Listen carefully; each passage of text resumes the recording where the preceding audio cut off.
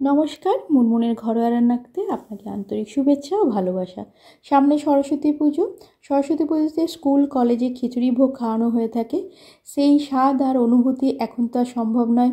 সেই স্মৃতির উদ্দেশ্যে আজ আমি একটা সরস্বতী পুজো ভোগের থালি বানিয়েছি, সেই রেসিপিটা আপনাদের সঙ্গে শেয়ার করব। খুব সুন্দর কাটতো ছোটোবেলায় সরস্বতী পুজোর দিনগুলো। বন্ধুদের সঙ্গে স্কুল কলেজে যাওয়া, শাড়ি পরা, ভোগ খাওয়া। এখানে আমি গ্যাস অন করে একটা পাত্রে পরিমাণ মতো জল বসিয়ে দিয়েছি, আর একটা গ্যাস অন করে কড়াই বসিয়ে কড়াইয়ে 1 চামচের মতো ঘি দিয়েছি। আমি এখানে গোবিন্দভোগ চাল আর মুগের ডাল আগের থেকে ধুয়ে জল ঝরিয়ে পরিষ্কার করে রেখেছি, শুকিয়ে রেখেছি। চাল আর ডালের পরিমাণটা 1:1 নিয়েছি, সম পরিমাণে চাল আর ডাল নিয়েছি। ঘিটা গরম হলে মুগের ডাল আর চালটা দিয়ে দিলাম। গ্যাসের ফ্লেমটা লোতে রেখে 5 থেকে 7 সেকেন্ডের মতো এটা একটু ভেজে নেব। খুব বেশি ভাজবো না, তাহলে চালটা শক্ত হয়ে যাবে। জল যেটা গরম করতে দিয়েছিলাম ওর মধ্যে ঘিয়ে ভাজা মুগের ডাল আর চালটা দিয়ে দিলাম, সঙ্গে তেজপাতা দিলাম, ঢাকা দিয়ে দিলাম। গ্যাসের ফ্লেমটা লোতেই রেখেছি। কড়াইয়ের মধ্যে সরষের তেল দিলাম। তেলটা গরম হলে ফুলকপি দিয়ে দিলাম। গ্যাসের ফ্লেমটা লোতে রেখে ফুলকপিগুলো লাল লাল করে ভেজে দেব। ভিডিওটা দেখতে দেখতে একটা লাইক করে দেওয়ার অনুরোধ রইল। ফুলকপিগুলো লাল লাল করে ভেজে তুলে নিলাম।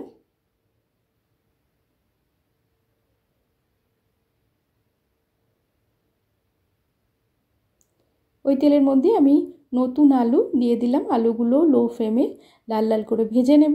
ভেজে তুলে নিলাম। তেলের মধ্যে আমি এখানে রাঙালু দিলাম, মূলো দিলাম আর গাজর দেব।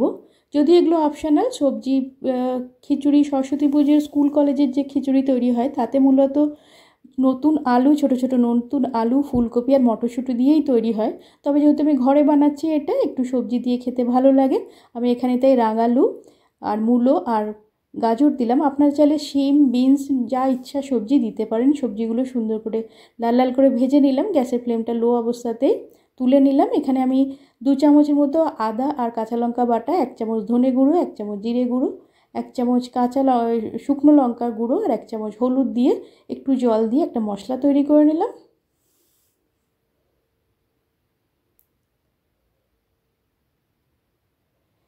কড়াইয়ের মধ্যে আরও তেল দিয়েছি। তেল দিয়ে শুকনো লঙ্কা, জিরে আর হিঙের ফোড়ন দিলাম।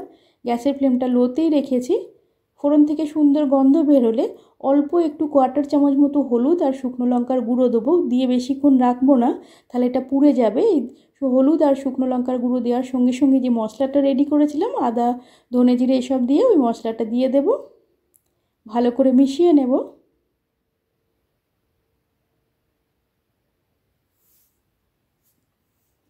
এখানে 2টো বড় সাইজের টমেটো দিলাম। টমেটোটা ভালো করে মিশিয়ে নিলাম। টমেটো যাতে নরম হয়ে যায়, যেন অল্প একটু নুন দিয়ে দিলাম। টমেটোটা নরম হয়ে সুন্দর মশলার সঙ্গে মিশে যাবে, সুন্দরভাবে মশলাটা তৈরি হবে।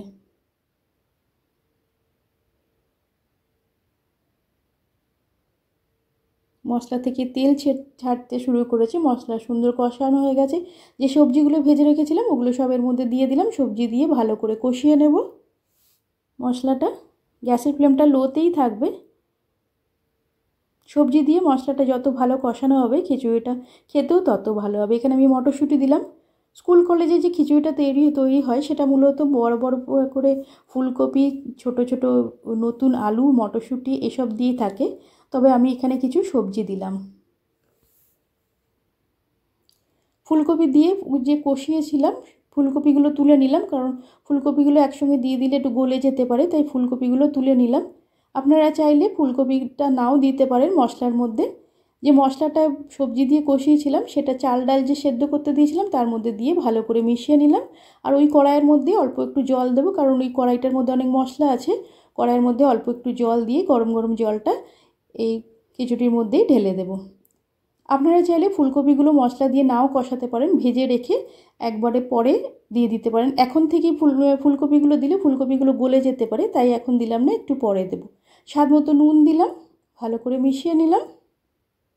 তবে মশলা দিয়ে ফুলকপিগুলো একটু কষিয়ে নিলে স্বাদটা খুব ভালো হয়। কাঁচা লঙ্কা দিলাম, চেরা কাঁচা লঙ্কা দিলাম, আর একটু নারকেল কুড়ো দেবো। ভোগের খিচুড়িতে নারকেল কুড়ো খুব ভালো লাগে, একটু নারকেল কুড়ো দেবো।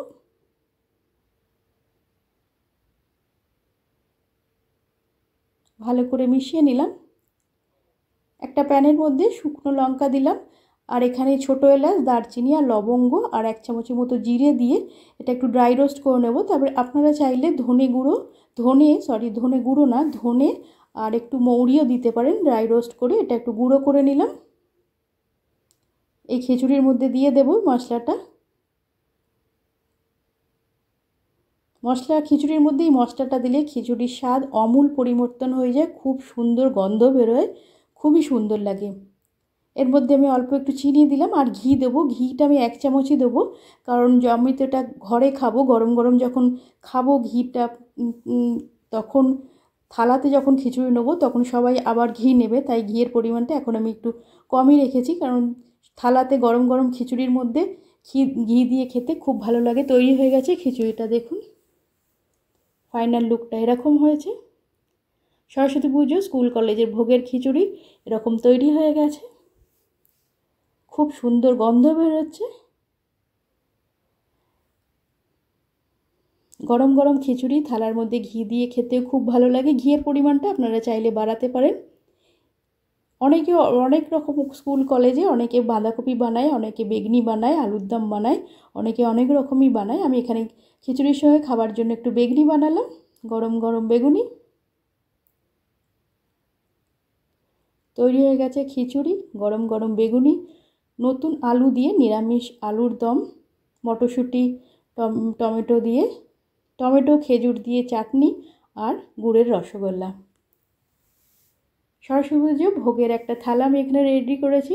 স্কুল কলেজে ছোটোবেলায় যেতাম, তখন খুব ভালো লাগতো বন্ধুদের সঙ্গে যাওয়া, পুজো দেখা, সবাই একসঙ্গে বসে খাওয়া, সে এক অন্য অনুভূতি। কমেন্টের মাধ্যমে জানাবেন আমার আজকের এই ভিডিওটা আপনার কেমন লাগলো। যদি ভালো লেগে থাকে একটা লাইক আর বন্ধুবান্ধবদের মধ্যে শেয়ার করার অনুরোধ রইল। আপনি যদি এখনও আমার চ্যানেলটা সাবস্ক্রাইব না করে থাকেন, চ্যানেলটা সাবস্ক্রাইব করে পাশে থাকা বেল আইকনটা প্রেস করে নিচে অল অপশানটা ক্লিক করলে আমি যখনই কোনো নতুন রেসিপি আপলোড করব আপনার কাছে নোটিফিকেশান পৌঁছে যাবে, আপনি সেটা সবার আগে এনজয় করতে পারবেন। প্লিজ চ্যানেলটা সাবস্ক্রাইব করে পাশে থাকার অনুরোধ রইল। আমার পুরনো বন্ধুদের অনেক ভালোবাসা, আমার ভিডিও দেখার জন্য, আমার সঙ্গে থাকার জন্য। এভাবেই সাথে থেকো, আমিও তোমাদের সাথে আছি। আজ আমি আপনাদের কাছে সরস্বতী পুজো ভোগের স্পেশাল স্কুল কলেজের যে খিচুড়ি ভোগ খাওয়ানো হয় সেই খিচুড়ি ভোগ বানালাম, আপনাদের সঙ্গে শেয়ার করলাম। সেসব অনুভূতি তো আলাদা ছিল, এখন তো সম্ভব না, সেসব তো এখন সব স্মৃতির পাতায়।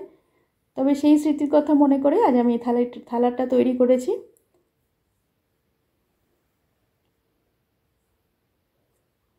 ভোগের খিচুড়ি খুব সুন্দর লাগে খেতে।